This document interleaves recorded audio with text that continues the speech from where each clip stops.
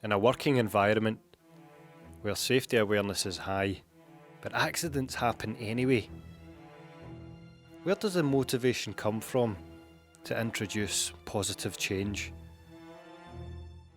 Why even bother? Hey, this is Marc Reid from Pre-Site Safety, and you're listening to the Pre-Site Podcast.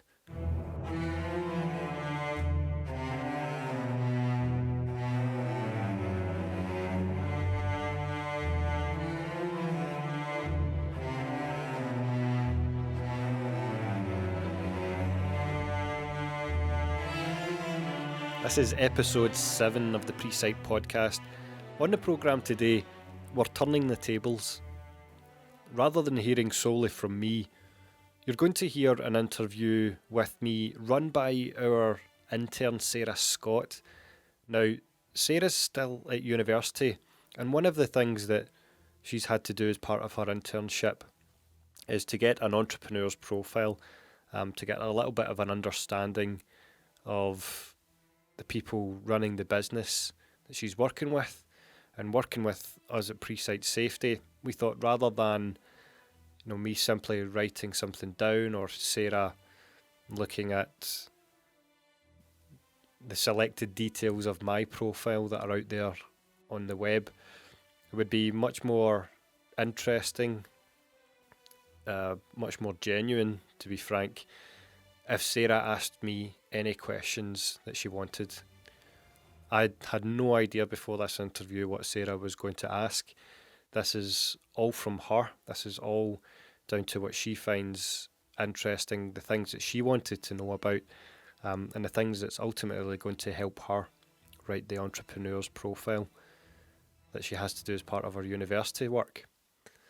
Now that means that in what you're about to hear in this interview with me, it's not something that's directly related to all of our work in safety or thinking about the long-term implications of accidents. This one's a little bit broader. As you'll hear, Sarah asks about some of my background, my interests in and surrounding safety, and how I've sort of jumped from one world to another professionally. So there's a lot of that, and there's also, due to the nature of what Sarah's more broadly interested in, a bit of a conversation about entrepreneurship more generally. Let's be frank, we are sitting here running a podcast that's very much related to the broader work that we're trying to do at Pre-Site Safety.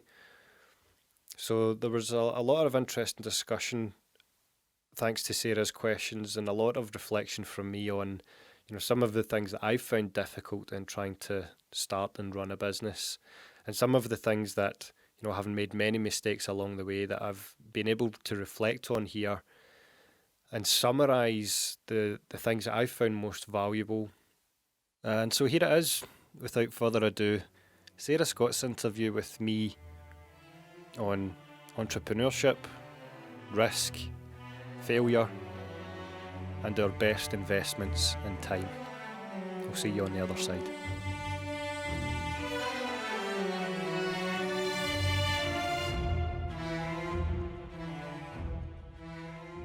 So my first question for you is, you do have a lot of experience in a lot of different subsectors of your industry. Uh-huh. How did you get where you are now in your career? Yeah, so I guess professionally, for me, all of this comes back to chemistry. My academic training, my degrees have all been in chemistry. So I started that back in 2006, did my master's then, and then went on to a PhD and sort of stayed along the track academic path so far as I could go. So I did a postdoc in a different chemistry lab after my PhD.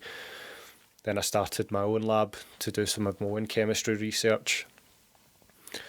And at every point along the way, there were different chemical problems, but one of the main threads, no matter what the chemistry was, it didn't matter what pills and potions we were trying to make, one of the things that always came up was how to do things safely that was sort of part and parcel of the job. You sort of done it because you needed to do it to get in the lab and do what you really wanted. But the larger rumbling underneath that theme really was a lot of the stuff that you would see in the chemistry news to do with safety, and those being, accidents in labs, much bigger accidents with more people involved on manufacturing sites. A lot of it happening seemingly all of the time. There's no shortage of awareness that safety is a big deal in chemistry, because a lot of things can catch fire, a lot of things can explode, a lot of things can send you to sleep very quickly. But still, there's something going on, there's challenges there that make these things happen. And I was always very, very curious about that, just thinking, why is there this seeming disconnect between a community that knows that things are very, very dangerous all the time in this field, but still these things seem to happen. So there was just a sense there, a feeling, a suspicion, I guess, that there was not the full story being told, or more positively, I just simply didn't understand all the things at that time that were really involved in safety, and why, despite seemingly high levels of awareness, that all these things can go wrong. So at the time of doing anything in safety, this is a long way to say that it wasn't always the case that I was ever going to do anything proactive or anything company based or anything like that at all. It was just simply that curiosity of why are these two things in existence, that you have the awareness plus a lot of things going wrong nonetheless. So in terms of your question of having some experience in different fields, the first thing was actually to think about how do you go from something being just a curiosity to something that you can actually do something about? How do you move away from just tweeting how bad a particular event is and actually thinking about how you stop stuff like that happening in the future?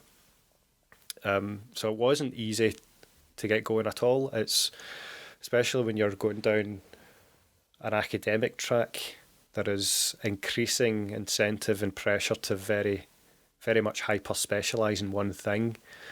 And the sort of stuff that I'd been doing in my training and the sort of science that my team was doing when I started independently wasn't really in any way safety focused at all. It was focused very much on the hardcore fundamental science, and the safety was sort of just the thing that you did to get going on the really interesting stuff. But I think I'm grateful that in my mind I'm the sort of person who prefers to know a little about a lot rather than a lot about a little. I'm more of a generalist than a specialist, and I quite like discipline hopping and seeing how things can tie together, rather than necessarily being the world's foremost expert on a single thing. And that's, I think, and at least internally, why I wanted to take the leap to try to get some safety qualifications like the professional safety community has, and see through their eyes what their challenges are as safety professionals, safety consultants, and see if I could connect that into new ways of thinking for chemistry. So that, I think, really gets to the heart of your first question. It is not being put off by the voice in your head that says you shouldn't be doing this, you should be doing this one other thing. It's having that little bit of calculated risk to say, I'll try this other thing, I'll see if I can understand it, and then bring them together. So that's how the chemistry and the safety came together. And then in terms of trying to get some experience in other fields or subfields, like you said, that is at the point you've dipped your toes in the water, then you've opened yourself up to an entire other community of people. And that was the real blessing in disguise, that and through a rather serendipitous networking event at our shared alma mater, I met my co-founder, Paul, who's a safety professional and has been in the field for many, many years, longer than I had even really appreciated it. And through speaking to him and learning about what he does day to day and speaking to all the people that he's connected with, you start to get a sense of this other world of people and safety that was at one time for me completely disconnected because I was over in the world of chemistry and that's what I was supposed to be doing. But all of it comes back to making those connections between worlds rather than being too deeply embedded in one, rather than spreading yourself out. Yeah, something that we get taught quite a lot in our uni lectures is about the importance of different kinds of linkages and Oh, really? social Okay. capital. Yeah, it's quite heavily in our course. Right. Another question that, oh, sorry. No, well, sorry, it does really capture me when people see the value of that. So I was just curious, like, is there any examples that have stuck out for you and what you've learned, or, and the fact that someone is trying to teach you that this is an important skill to have if you can Yeah. nurture it. Like, is there anything that you've come across or stories that you've heard? Mainly last year we had a class that was called entrepreneurial capital, I think, and it was just about like the 4 kinds of capital. One of them was social. So that was like a whole 2 or 3 weeks just on the social capital subject. Yeah. So it was kind of just stressing the importance of making like close ties and weak ties, and just the kind of theory surrounding how if you have more social links, then you're more likely to just be successful and have access to more resources. Yeah, that's an interesting add-on, I think, because that's clearly, if you know more people, you can find a path towards a particular goal. I guess the side I was coming at that ties into what you've just said is the more people you can expose yourself to, the more you can absorb their points of view, their ideas, their own perspective on problems, and even see solutions to their problems that they didn't know exist, and perhaps vice versa. There might be a problem already solved in one field that could really help out other people in another field who don't even know that anyone is ever working on that problem. That's the thing that I found really cool about this. And you see that a lot in, like if you see interview profiles or journalistic profiles of people who have, in the eyes of society, done well, one of the things that really strikes me is that the problem that they have solved hasn't come from thinking the way that people in their field normally think. It's by playing elsewhere and seeing, and therefore being able to make connections that to them through that play seems obvious, that to no one else working more traditionally could possibly see. Now, I'm not saying that is the case for me, but I'm saying that's the sort of thing that inspires me, and I think it's not necessarily something that has to be endowed on a special few. I think it's a way that you can train yourself to be. That's what I find most inspiring about all of that. Yeah, I think it is really interesting how different practices can just be transformed into a different industry so easily, as long as you take the time to consider that it could be used. Absolutely. So on the next topic, I would like to ask you, obviously social ties are an important part of entrepreneurship for you. Do you think there's any kind of pattern or formula that goes towards becoming a successful entrepreneur? Wow, yeah. The question you've asked there's probably got 1,000 books written behind it. And I don't think that question will ever stop being asked. And that's why it's good to have individual perspectives, because you won't hear the same story twice. Yeah. on my side, like I'm working with 4 other entrepreneurs at the minute for some teaching work that I'm doing, and they've got 4 seemingly completely different paths to my own and completely different sectors. But there are nonetheless some commonalities that come up that I can share with you here. Principle amongst all of them, if I'm forced at the cliff edge here to pick out one thing, is comfort with failure. Not being perfect, not getting it right first time, being very open to what you absolutely don't know or don't have a clue about. I put this in the language of how I've trained as a scientist. A lot of what you do as an entrepreneur is an experiment. It's taking a calculated risk and getting the feedback from that to see how you can refine that craft and move it towards the vision that you have for your business, or the image you have of the product that you want to create, or the goal that you have to do some social good through your enterprise. Whatever that is, I don't think you can get anywhere near what you want to do if you're not comfortable with failure. Now, it's a conversation perhaps a bit outside of this one, but that's partly why I've been so interested in other work and looking at things like the imposter syndrome or imposter phenomenon, because so much of that is really someone's poorly justified but completely understandable fear of failure. And what most folks don't understand is that the failure is a much larger data set than the successes that you have along the way. It's much, much easier to build up small experiments and things that have gone wrong, things that didn't work out, than, those unicorn moments where you make a big leap forward in the business that you want to have. So if you imagine that you're not comfortable with failure, or you procrastinate so much that you don't do anything, or something like imposter experiences shout in your head and hold you back, what you're doing is robbing yourself of the biggest possible data set that you can get a hold of towards success, and that data set is all those failures.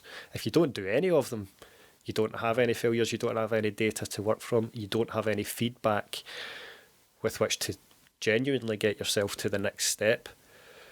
So, if I think about some of the stuff that I've done along the way, so I keep saying that I've trained as an academic, so moving into the business space was never an easy thing for me. It was never, I dare say, natural or intentional at first. I didn't know anything about it, and I did procrastinate for a long time because I came from a background where I put a lot of pressure on myself to get good marks in class, high grades in school and all of that sort of stuff. And so even the prospect of not doing well or not being the best at something really shook me. But to do anything up until this point, to even be at the point where I've been able to speak with you and welcome you as an intern to work with us, that would never, ever have got close had it not been for several failures and just trying stuff out. For example, we don't need to go into the details here, but the first form of working in a safety business before getting to now, business had a completely different name. It seemed a lot more narrow. It was working on one thing, left zero scope for trying out other stuff or speaking to broader people. It was very, very narrow, and the vision was almost non-existent. That original company, branding, scope has been completely burned and binned and started again. But ultimately, doing it was important, because had that not happened, had that failure not happened, nothing would have gone after it, because that was the crucial first steps to say, here's how you move sideways out of the academic world into the business world. And now, looking back 3 years later at the point that we're speaking, I don't have any worries or regrets about those failures and the countless others that I've not described in this example, because without it, nothing else would have been. And it's really is a much bigger idea than this sort of selfish example of me. Like, one of the things you hear a lot from psychologists who study regret is the most common thing that people regret is not actions that they've taken, but inaction, stuff that they didn't do or didn't say. You know, if you're lying on your deathbed, you focus more on the things that you wish you had done, the places you wish you had seen, the people you wish you had spoken to more. All of that stuff is what floods you with regret, not the stuff that you did and got wrong or messed up. At least you did those things, and at least you know. Because I think the most excruciating thing for anyone in the end is not knowing. You know, what if? What if can be both exciting and excruciating at the same time. What if is what you ask when you have an idea and you think about exploring it. But it's also the question you ask if you're looking back and think, what if I had just tried that? You know, what if I'd just done that one little thing and not been so worried about failing at it? You know, that's where I'm at. So there's that, circling back, fear of failure, I think, is one of the things you really need to dance with if you want to try anything in business or entrepreneurship, because it will keep coming back, and it's the ability to manage that that keeps you moving in the forward direction. Yeah, that sounds like good advice for anyone that would want to do anything in terms of entrepreneurship. Well, what about you? When I say that, like, you're very much embedded in this space at the minute and studying it. Does anything in that point on failure or anything related to it resonate with what you're thinking about for the future? Yeah, I think it is a good point in that you should definitely prefer to try things that maybe you think might be out of your reach, rather than to just think maybe, like, I don't have the qualifications for that job or that opportunity, so I shouldn't bother. So it's definitely worth at least trying something so that you can know if you have the abilities, and even if you don't, you could always get feedback if you don't succeed. Yeah. Yeah. So, I mean,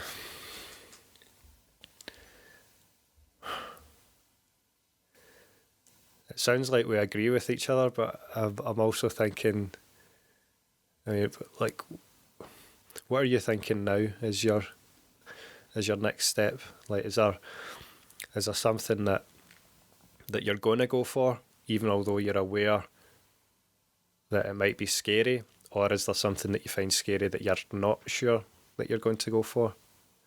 I would say just, like, generally applying for jobs after uni, like, okay, because there's so many people that would be applying with so much experience that I haven't had. I think that's probably the most off-putting thing, is knowing that there's so many other candidates. Yeah, I hear you. That point very much links to failure. I think the other thing, we've certainly spoken to each other about this offline, it's not just the fear of failure, it's the fear of how you compare to other people. And that's the other thing that I'm sort of veering down into this imposter territory again. I can't really help myself once we start, but I think that's another thing, like, back to your original question on traits of an entrepreneur. It's also being comfortable with realising that you're always going to compare yourself to other people, but also reconciling the fact that you have to put those blinkers on in order to achieve what you want to achieve. It can't always be about chasing competition. If it's about chasing competition, you'll never do anything original or innovative, because you'll always just be trying to keep up with the Joneses and being second best to someone who's already been there and done it. That's another really important point that you've hit on there. Yeah.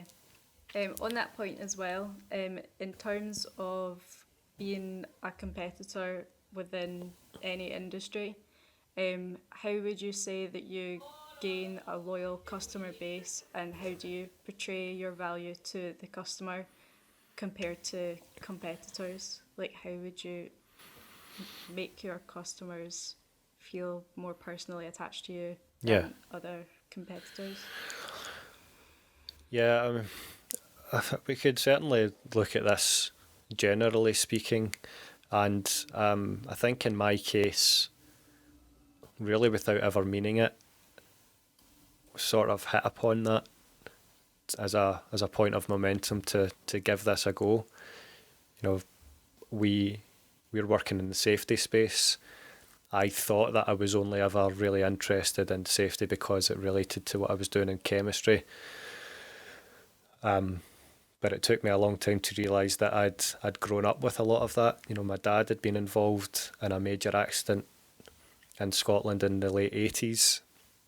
You know, anyone in Scotland has heard of the Piper Alpha disaster, more than likely, if you're of a particular generation. And I've made no secret about that when we've been speaking from a safety perspective. So that took a long time to realise, but what came off the back of that is it made it very, very clear to anyone that I've been in conversation with that we're not messing around. You know, this is something, it means more than just making money. This is, it's something else on top of that.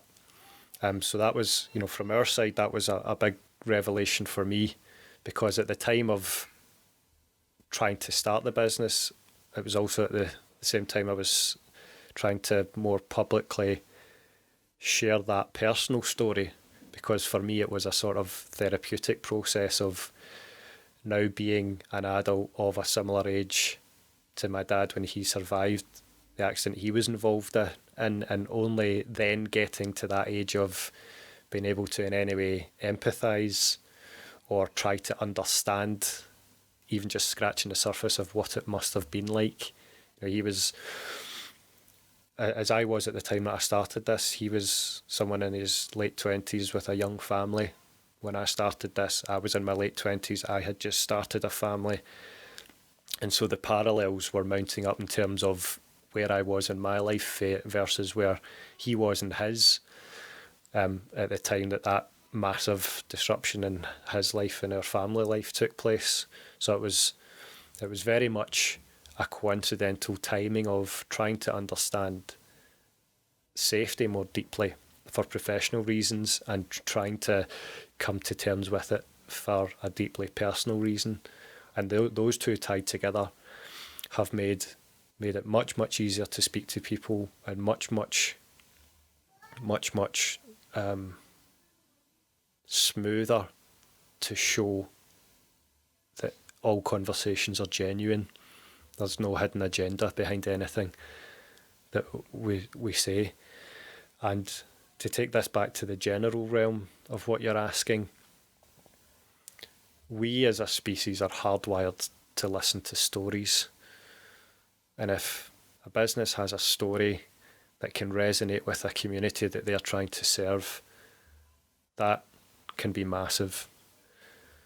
Because as a lot of businesses do nowadays, if you're focusing on technology or digital products, you're only a handful of exceptionally talented technologists away from creating something that's similar to your competitor.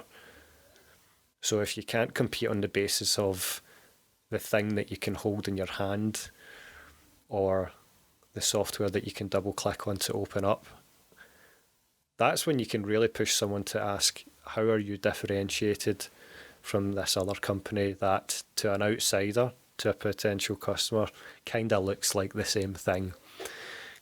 You know, because they perhaps don't have the time to fully appreciate the nuts and bolts underneath or what's inside the black box. So you really do have to think more laterally than just the stuff that you're making or just the service that you're trying to provide. There's a much, much deeper story to be told, and that can be what sets you apart. Yeah, we did actually have a class last year in marketing that focused quite heavily on the company's ability to like incorporate a story into their marketing strategy was usually like much more successful in gaining like customer empathy. So all Yes. their kind of customer services were viewed much better by the customer than other companies that were just kind of doing the usual like social media posts and stuff like that. Yeah. Yeah. Yeah, it's very, very easy nowadays to get into the churn, and just put stuff out there for the sake of it. Or I dare say even just fabricating a story that Yeah. makes it sound compelling. But where where you would see a story as being genuine, I think, is the longevity of it, and how long someone or a company is able to keep that up. If a story is fabricated, you need to keep fabricating more details to perpetuate it. But if it's genuine, that's not the case, because you know the the story in as intimate a detail as possible, and as impossible to really lie about. So Yeah. any company that's thinking about their story really needs to start and end with it being true, and not just another trick of marketing. No, content marketing's a big deal these days, but a lot of people who listen to podcasts, for example, traditional mainstream media don't give people enough credit for their attention span and their ability to integrate complex information from a messy conversation. Being able to tell stories in that sort of way can give people on the receiving end the razor sharp focus to be able to tell truth from fiction, and tell when someone's just doing it for the sake of having a story because that's the thing that you're supposed to do, versus someone or a group of people in a company team who have a story, and that's why they're there in the first place, because they could be off doing a million other things, but they're here for this particular reason. So let me, before you go on, I'm always interested to hear from you. We haven't really spoken this much detail about some of the things that you've learned in the past, and it's interesting to hear that you've come across that sort of concept of storytelling. But from your own interests, is there a company or a story that stays with you in any particular way? Is there something that you think, yeah, that's a good example of that, or something that genuinely stuck with you emotionally? I would say more. I was thinking of the fabricated ones. That was the ones that kind of stuck in my head. Oh, Just really? because that's Okay. what we learned about. Uh-huh. Yeah. So the examples we were given while we were doing the course were things like BT, how they always have like the adverts that go across like 2 years. Yes. Do you know what I mean? Yes. Yeah. Like Um, the sort of modern integrated family, and yeah, yeah, exactly. I remember those. Yeah. Okay. And I think another big example they gave us was the meerkats. Yes. So that was like what came into my head initially. But obviously, like you said, everybody knows that isn't a genuine story. So even though people are engaged with it, it's probably not as effective as like a genuine story that would engage the customers. Those are really good examples. I hadn't thought about it in that way. Yeah, because it's very easy, I think, especially in the way that I've put it, to come across exceedingly negative about the fabricated stuff. But the likes of the Meerkat campaign, you can see tremendous value in that, and indeed bonus products being made off the back of that story. Yeah, The exactly. thing that sort of sets it apart as a fabrication. I think the word fabrication is what has the most negative connotation here, but the illustrative way to put that is that you have no problem seeing that company could ditch that campaign at any point and come up with something entirely new. Yeah, exactly. That's a point of showing the difference between, a genuine story that comes from the people who started a company or why a team of people got together to start a company, versus, a story that's there just as part of a sort of content marketing campaign. The true stories will always be. The true stories can't go away because there's no possibility for that. But the other stuff, as clever and impactful as it is, can change in a heartbeat. Yeah, so definitely the more personal stories are better for probably like encouraging customer loyalty, or even just like being able to portray the value easier to the customer. 100%. You know, there's yes. like a personal attachment. I've only had one more question, but it was a bit more general. So you obviously have a busy schedule. Being an entrepreneur, you've taken on a lot of different roles, which is something that we get told about a lot at uni, about how being an entrepreneurship graduate, you'll probably take on a lot of different roles at once. Yeah. How do you manage your multiple time commitments at once, and what do you think is the best thing for recent graduates to invest their time in? There's two big questions there. On how I manage my own time on multiple commitments, the short answer to begin with is not always well. To put it in full context, I still have an academic post, teaching, research. More importantly, personally, I've got a wife, a young family who need my time, who I want to give my time to. I've got some writing projects in the background that I've been trying to release for a few years, but that's been slow for all these commitments. And then trying to spearhead the beginnings of my own safety company. One thing I've really learned is not investing too much praise in multitasking.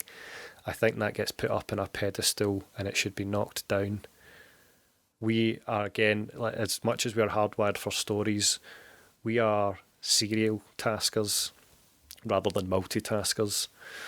It's been a very, especially for, as I mentioned earlier, about, being someone more of the mindset of liking to dance around various disciplines and sort of thinking in that rather messy and hopefully creative way.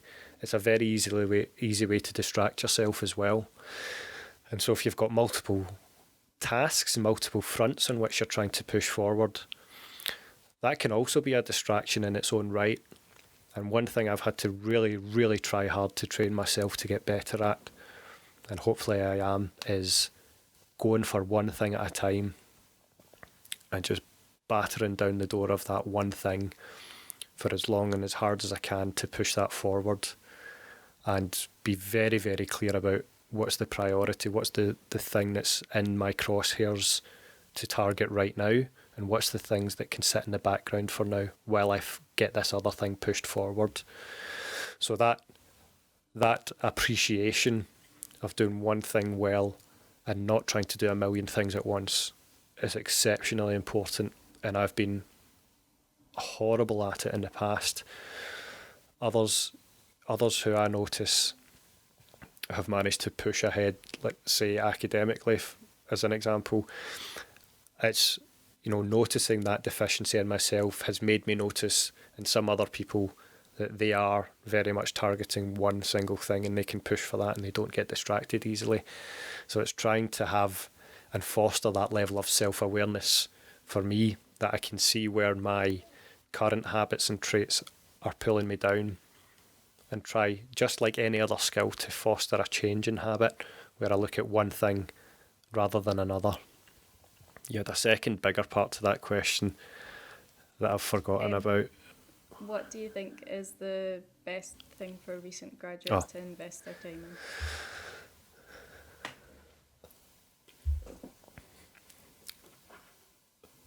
in? Not thinking that because you've now got the certificate that the learning stops. One profound change in myself recently that seems somewhat counterintuitive when you're talking about putting out social media content is really managing the amount of scrolling time on my phone and the amount of wasted time doing other stuff.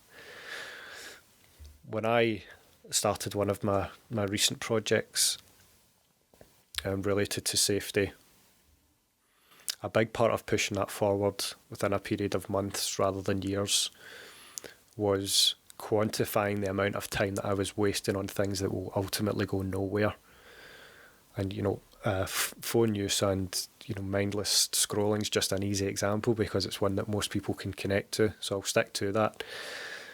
But, most phones will give you a weekly quantification of how much time you've spent on various apps and what you've been doing with your time. And so I put myself through the pain of looking at that amount of hourly time per day, timesing it by a week, multiplying it by a month, adding that up for a year's worth of time. And when you do that, this sounds extreme, but my God, it is quite disgusting sometimes when you look at how much time you've let just fritter away on stuff that has no return. And once you see that, it becomes so much easier to see that you've got time to invest in yourself and to learn more and to upskill, because there's things that you might not be quantifying that you can cash in and to reinvest your time differently than perhaps what your current habits are allowing you to do. And that's one of the things as well that's helped me maintain this more generalist view that I'm interested in rather than being a specialist. It's understanding, in some cases, just how easy it can be to get 80% of the benefits by opening up time to get 20% of the knowledge. 20%, it's like the 80-20 principle. You put 20% of the effort in to get 80% of the gains. Another way of saying what I've just said is that with things like mindless scrolling or, just being distracted by other stuff, people aren't finding that 20% to invest in the first place. So as recent graduates, if you think you're trying to set yourself apart, or there's a business you want to start, but you need a certain bit of know-how and even just to walk through the door, don't just think I need to find the time to do it, make the time, because there is time there to be rescheduled into something far more productive, such as learning a new skill, than it is having the fear of missing out because you didn't subtweet that day on something that someone was saying. That's stuff that ultimately doesn't mean much, but you can convert that into something that is exceptionally meaningful for you in a much, much longer period of time. I'll give you one example just to close that off. Back in 2015, right, so we're in 2020 now, 5 years ago, I got the notion to learn programming. As a chemist, I'd never come across it in undergrad. Hadn't done it in my PhD. Didn't necessarily need it for my postdoctoral position, which I was in at the time, that 5 years ago. But just playing with Coding 101, trying a few things out 5 years ago, has got me to the position in 2020 where I'm now at the outset of having a very competitive academic post that I could never have dreamed of if I never did that one simple thing 5 years ago. At the time I did it, I wasn't doing it in order to set out a particular job.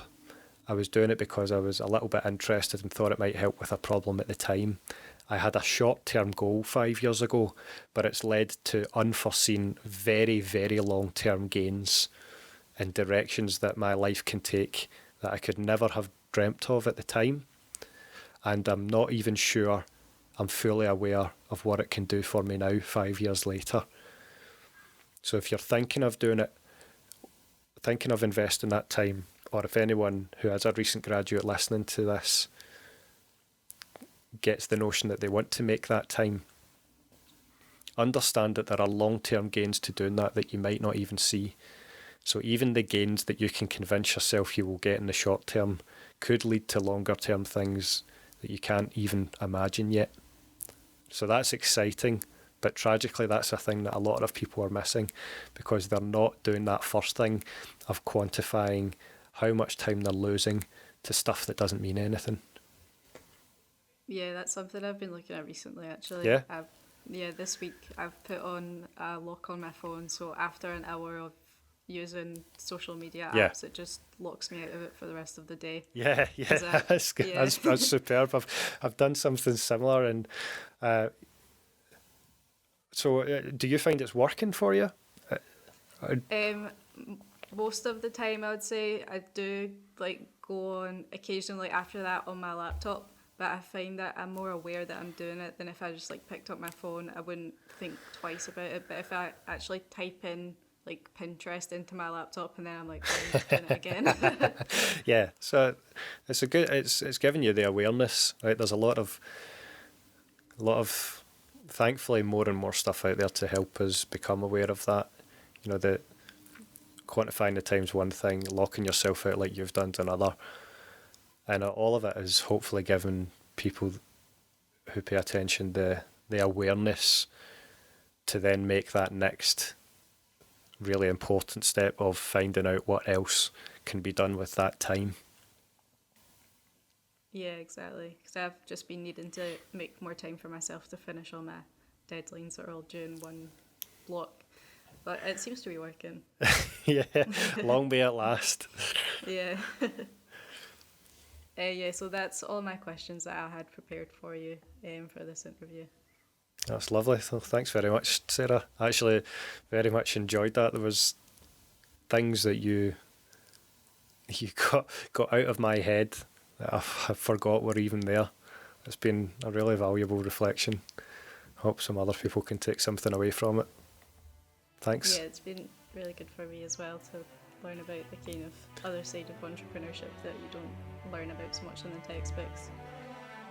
Excellent. Well, thanks again.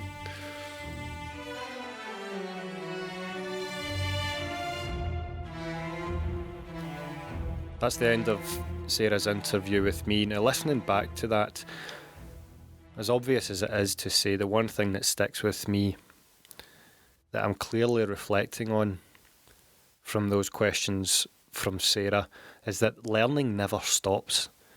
There's no place for perfectionism in working on something that you're deeply interested in or that you think you can contribute positively to. And without barking on about it too much or just rabbling on, I'll leave you with one summarising quote that I love from the German philosopher Friedrich Nietzsche. And he said, "He who has a why to live can bear almost anyhow. He who has a why to live can bear almost anyhow."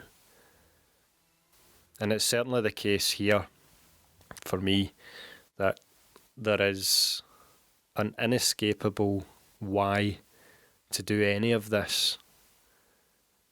And no matter how many failures come along the way, no matter how many things change, no matter what the how has to be, the why will always be there. So, me aside, this interview aside, it's something that you can leave here thinking about yourself. What's your most valuable why that would make you persevere on past almost anyhow? Thanks for joining us.